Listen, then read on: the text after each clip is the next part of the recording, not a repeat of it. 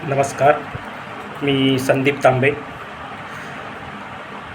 धारावी मतदारसंघाचा मतदार म्हणून मला काही प्रश्न पडतात. आपण ज्यावेळी बाहेरचे मतदारसंघ फिरतो त्यावेळी आपल्याला जो विकास जाणवतो, मग ते ज्येष्ठ नागरिकांसाठी एखादं गार्डन असेल, लहान मुलांसाठी खेळाचं मैदान असेल, मनोरंजनाची साधनं असतील, तिथलं इन्फ्रास्ट्रक्चर असेल, तिथले नाले व्यवस्थित कव्हर केलेले असतील, हे सगळं ज्यावेळी आपण पाहतो आणि ज्यावेळी आपण धारावी मतदारसंघात फिरतो त्यावेळी आपल्याला वेगळं चित्र अनुभवायला येतं. आपला विकास हा गटर, वॉटर, मीटर आणि शौचालयाच्या पलीकडे गेलेलाच नाही. खरं तर आपल्या विकासाची हीच परिभाषा आपल्याला 1985पासून 2014पर्यंत आपल्या मनावर बिंबवण्यात आलेली आहे. आम्ही तुम्हाला एखादं शौचालय बांधून दिलं, आम्ही तुमच्या पाण्यासाठी पाईप दिले, किंवा आम्ही तुमचं एखादं गटार असेल ते स्वच्छ करून दिलं, हाच तुमचा विकास आहे. हा गेल्या 4 दशकांमध्ये आपल्या मनावरती बिंबवण्याचा प्रयत्न झाला. मग नेमका विकासाची परिभाषा काय आहे याचा शोध घेणं महत्त्वाचं ठरतं. बाकीचे मतदारसंघ असतील आणि धारावी विधानसभा असेल, आपल्याला जमीन अस्मानाचा फरक जाणवेल. धारावी मतदारसंघ जणू सावत्र मूल आहे अशीच वागणूक आपल्याला प्रशासन असेल, इथले राज्यकर्ते असतील, यांच्याकडून आपल्याला पाहायला मिळतं. याचं महत्त्वाचं कारण काय माहिती आहे मला? याचं महत्त्वाचं कारण आहे धारावीच्या विकासाची करपलेली भाकरी. भाकरीचं उदाहरण याच्यासाठी, तुम्ही एखादी भाकरी तव्यावरती टाकली तर आणि ती काही कालांतराने परतली नाही तर ती करपते.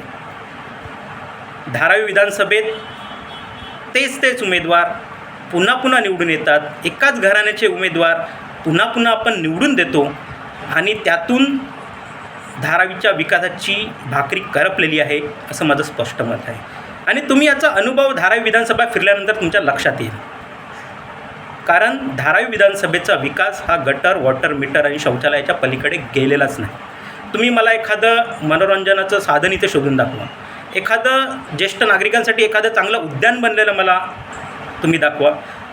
आपण जर एखादा स्पर्धा जाहीर केली की एक विकास कामे दाखवा आणि बक्षीस मिळवा, तर धारावी विधानसभेत कोणालाही बक्षीस मिळणार नाही याची मला खात्री आहे.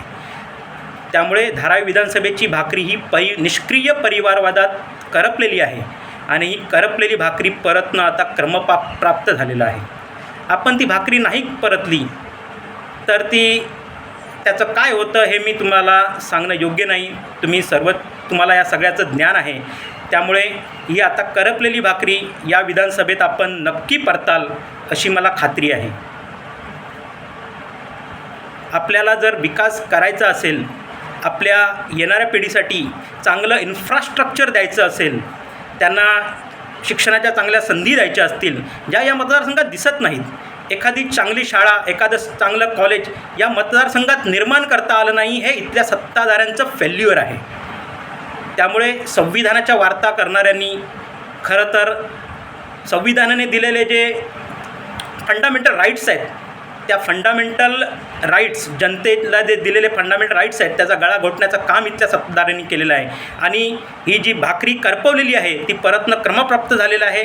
आणि त्यामुळे जी एका परिवाराच्याच हातात आपण जी सत्ता दिलेली आहे तिथे परिवर्तन घडवणं क्रमप्राप्त आहे. परिवर्तन हा निसर्गाचा नियम आहे आणि त्यामुळे परिवर्तन हे घडलंच पाहिजे आणि आपण ते येत्या निवडणुकीत घडवाल याची मला खात्री आहे.